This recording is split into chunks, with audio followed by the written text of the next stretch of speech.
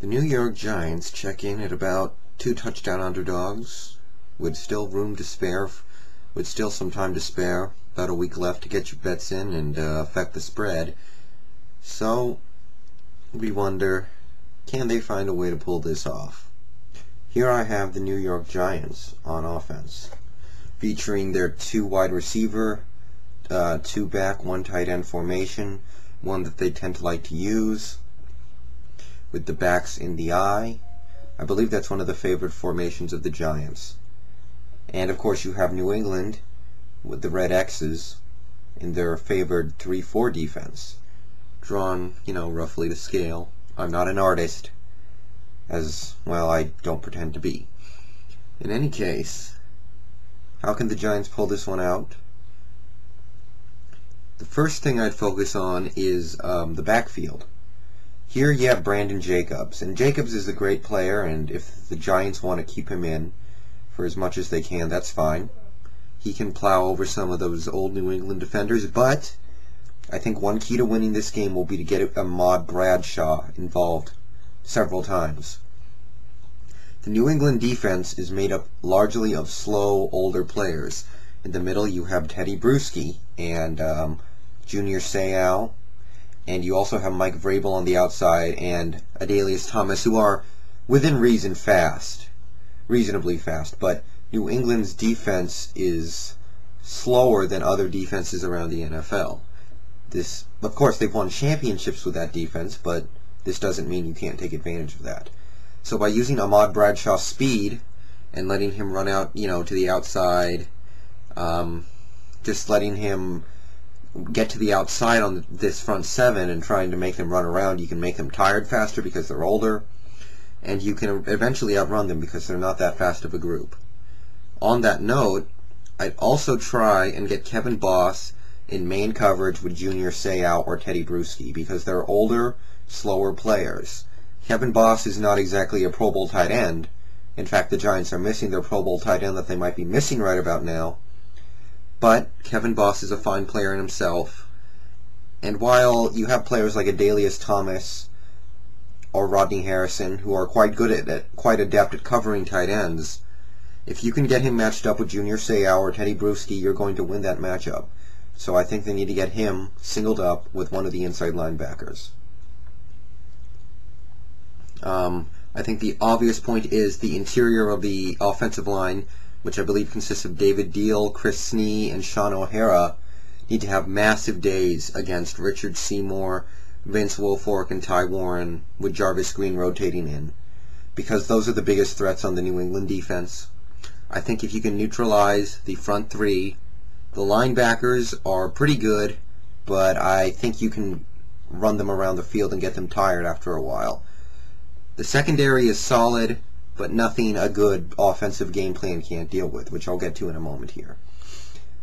So, and that's pretty much what I think they need to do. Utilize Ahmad Bradshaw and any sort of speed they can use, get the tight end singled up on an inside linebacker, and hope that your guards and centers bring their A game.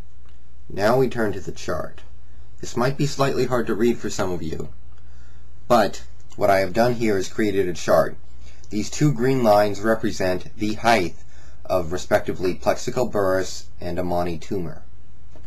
The red lines over here indicate the height of, in order, Asante Samuel, Ellis Hobbs, Rodney Harrison, James Sanders, and Eugene Wilson. We're not sure who's going to start at free safety, but it will be one of those, and they're both the same height, and Randall Gay.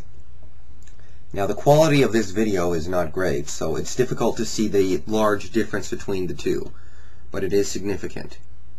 For instance, let's take Plexico Burress. He stands 6'5". This gives him a 7-inch advantage over Samuel, 8-inch over Hobbs, 4-inch over Harrison, the only particularly sizable player in the secondary for the Patriots, a 7-inch advantage over whoever plays free safety, and a 6-inch advantage over Randall Gay. So you see what I'm getting at here.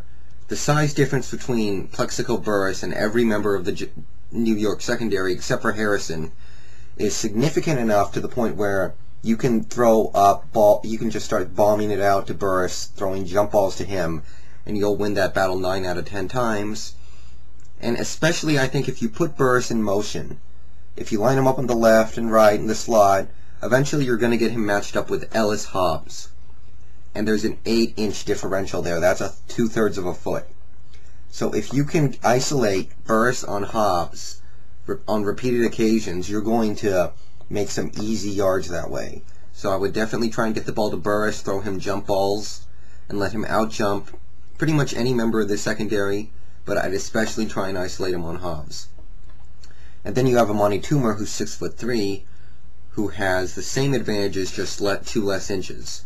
So, you know, he doesn't really have a particular much of an advantage over someone like Rodney Harrison or even William Gay, but he's got 5 inches on Samuel and half a foot on Hobbs. So, again, just getting Toomer, throw him deep balls, move him around a bunch, try and get him matched up with short guys, namely Ellis Hobbs, a guy who isn't particularly a great cornerback that you can pick on. And if you can get your 2 tall guys, Burris and Toomer, up on Hobbs and even Samuel, because Samuel's fairly short and small, and if you can pull that off, you're going to make some plays, you're going to make your yards. So that's another thing I think they need to do. Finally, we have New England on offense.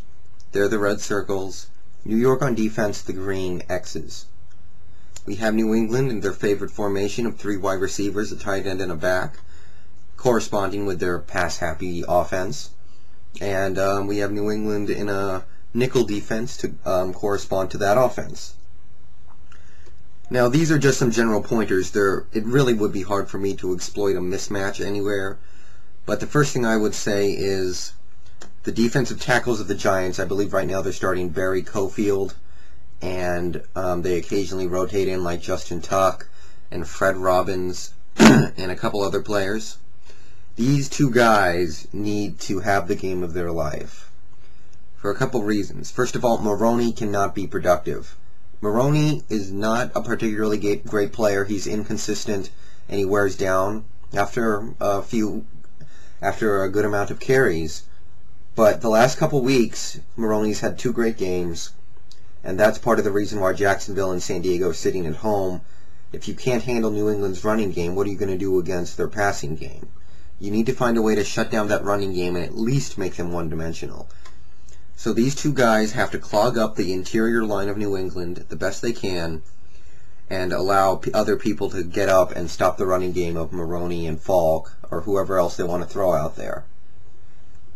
And also, obviously you have O.C. Umenora and Michael Strahan on the Giants defense. They're 2 extremely good defensive ends, and especially Strahan's going to have a good game because he's going to be matched up on Nick Kazur, the right tackle of New England, and I know this isn't drawn to scale, but bear with me here. He's going to be matched up against Nick Kazur, and he's not a particularly good tackle. I think he's one of the few weaknesses on this team, and I think Strahan is going to exploit that and get past him. OC gets on Matt Light, who is a much tougher matchup, but OC will get in his quarterback rushes here and there. He'll have himself a couple of plays here and there. But pressure off the edges tends to not faze Tom Brady.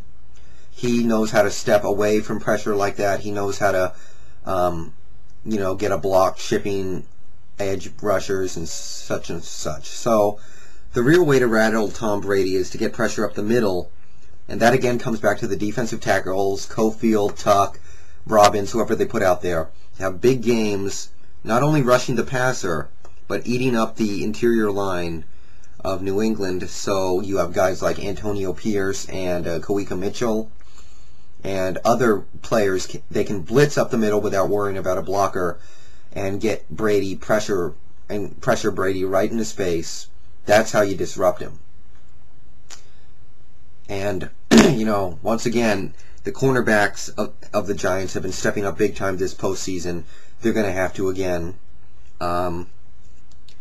Here you've got hopefully Sam Madison, Aaron Ross, and Corey Webster. And you know those guys aren't going to win every time against players like Randy Moss and Dante Stallworth or Jabbar Gaffney and Wesley Welker. So again, I think it comes back to the defensive tackles. It's all going to come back to these two guys. If they can generate pressure and stuff the run and eat up blockers for everyone else so everyone else can benefit, the Giants can hold the Patriots' offense. If not, it's going to be a long day because these three guys you can definitely find better in the NFL. They're not going to be able to stop Moss and Welker and Stallworth and Gaffney all day.